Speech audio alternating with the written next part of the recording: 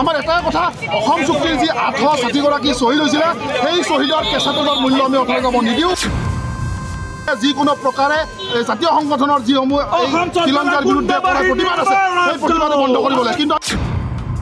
গতিকে আমি সকলোৱে জানো যে কাৰ যিখন কাৰ বিৰুদ্ধে ইতিমধ্যে আমাৰ উচ্চতম ন্যায়ালয়ত আমাৰ অসম জাতীয়তাবাদী যুৱ ছাত্ৰ পৰিষদৰ এটা গোচৰ চলি আছে তাৰ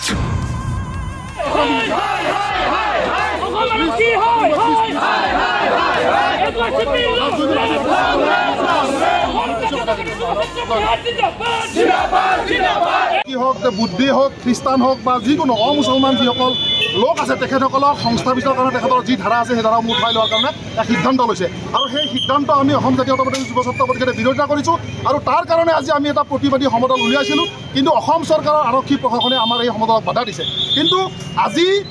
এসপ্তাহ আগতে বিজেপি নেতৃত্বাধীন চৰকাৰে এই একে সমদল উলিয়াইছিল তেখেতসকলে কাৰ্গিল যুদ্ধৰ এটা যুদ্ধ সমদল তাতে কিন্তু তেখেতে বন্ধ কৰা নাছিল কিন্তু খিলঞ্জীয়াৰ বিৰুদ্ধে ইমান ষড়যন্ত্ৰ হৈ আছে তাৰ পাছতে আমি শান্তিপূৰ্ণ প্ৰতিবাদ কৰিছোঁ সেই প্ৰতিবাদ তেখেতসকলে আচলতে মহিও কৰিব বিচাৰিছে কিন্তু আমি কোনোপধ্যে মানি নলওঁ আমাৰ এটাই কথা অসম চুক্তিৰ যি 860 গৰাকী শ্বহীদ হৈছিলে সেই শ্বহীদৰ কেঁচাটোৰ মূল্য আমি অথলে যাব নিদিওঁ আৰু অসম চুক্তি ৰূপায়ণ হ'ব লাগিব আৰু অসম চুক্তিৰ যি নিয়ম অনুসৰি যিসকল 1971 চনৰ 24 মাৰ্চত অহা লোক আছে সেইসকল অসমত থাকিব পাৰিব আৰু বাকী হিন্দুৱে হওক বা মুছলমানে হওক যিকোনো ধৰ্মৰ লোক অসমৰ পৰা যাব লাগিব কাৰণ অসমক আমি বিদেশীমুক্ত কৰিবই লাগিব আৰু অসমীয়াৰ কাৰণে এই যি বাংলাদেশী আছে হিন্দু হওক বা মুছলিমে হওক বা যিকোনো ধৰ্মৰ হওক তেখেতসকলৰ চৰণীয়া পথাৰ নহয় কিন্তু আমি লাজ পাইছোঁ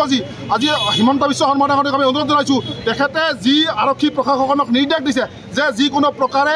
জাতীয় সংগঠনৰ যিসমূহ খিলঞ্জীয়াৰ বিৰুদ্ধে প্ৰতিবাদ আছে সেই প্ৰতিবাদ বন্ধ কৰিব লাগে কিন্তু আমি কোনো কাৰণত থমকি নাযাওঁ আমি ৰাজ্যৰ কাৰণে সদায় আছোঁ সদায় থাকিম গতিকে আমি আমাৰ প্ৰতিবাদী কাৰ্যসূচী কৰিমেই যুৱ ছাত্ৰ পৰিষদে আজি ৰাজ্যজুৰি যি অসম চৰকাৰৰ মুখ্যমন্ত্ৰী ডক্টৰ হিমন্ত বিশ্ব শৰ্মাই যি অসমৰ আৰক্ষী অধীক্ষক আৰু অসমৰ উপায়ুক্তসকলক এটা নিৰ্দেশনা প্ৰদান কৰিছে যে 1971 চনৰ পিছত অহা যিখিনি হিন্দু লোক আছে হিন্দু লোকখিনি বাংলাদেশৰ পৰা যিখিনি হিন্দু লোক আছে তেওঁলোকে নাগৰিকত্ব প্ৰদান কৰিব লাগে গতিকে আমি সকলোৱে জানো যে কাৰ যিখন কাৰ বিৰুদ্ধে ইতিমধ্যে আমাৰ উচ্চতম ন্যায়ালয়ত আমাৰ অসম জাতীয়তাবাদী যুৱ ছাত্ৰ পৰিষদৰ এটা গোচৰ চলি আছে তাৰ পিছতো উচ্চতম ন্যায়ালয়ৰ ৰায় কোনো ধৰণৰ গুৰুত্ব নিদিয়াকৈ অসমৰ মুখ্যমন্ত্ৰীয়ে যি ধৰণৰ সিদ্ধান্ত গ্ৰহণ কৰিছে তাত আজি অসম জাতীয়তাবাদী যুৱ ছাত্ৰ পৰিষদে বিৰোধিতা কৰিছোঁ আৰু এই পৰিপ্ৰেক্ষিতত আজি সমগ্ৰ অসমৰ লগতে আমি বজালী জিলাতো আজি আমি আৰক্ষী বাধাক নেওচি আজি আমি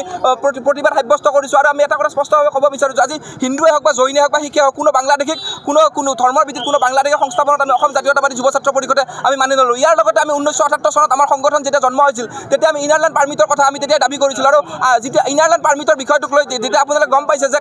যিখিনি ৰাজ্যত আজি মিজোৰামে হওক নাগালেণ্ডে হওক বা মণিপুৰে হওক যিখিনি ৰাজ্যত আজি ইনাৰলেণ্ড পাৰ্মিট আছে এই ইনাৰলেণ্ড পাৰ্মিট থকা ৰাজ্যবোৰ কিন্তু এতিয়ালৈকে তেওঁলোকে বলবৎ কৰিব দিয়া নাই গতিকে আমি অসম জাতীয়তাবাদী যুৱ ছাত্ৰ পৰিষদ ইতিমধ্যে ইনাৰলেণ্ড পাৰ্মিট যে অসমত প্ৰৱৰ্তন কৰিব লাগে তাৰ পৰিপ্ৰেক্ষিতত আমি উচ্চতম ন্যায়ালয়ত ইতিমধ্যে আমি গোচৰ তৰিছোঁ গতিকে সমগ্ৰ বিষয়টোক সামৰি আমি আজি অবৈধ বাংলাদেশী